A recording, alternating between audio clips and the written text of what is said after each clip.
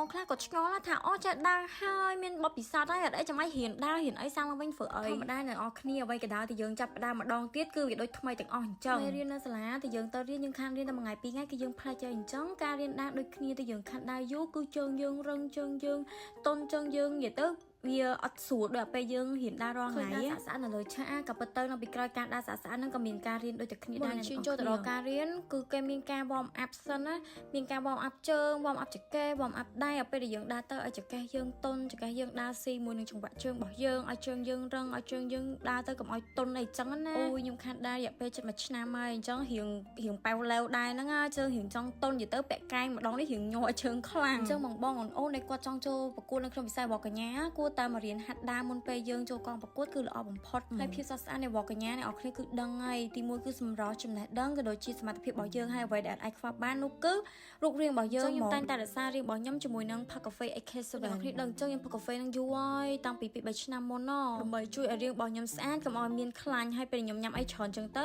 ពេលដែលបន្ទោបងមកគឺមកអស់ហ្មងហើយអ្វីដែលសំខាន់គឺអត់ធ្វើទុកនិយាយទៅធ្វើទុកដល់សុខភាពយើងឯង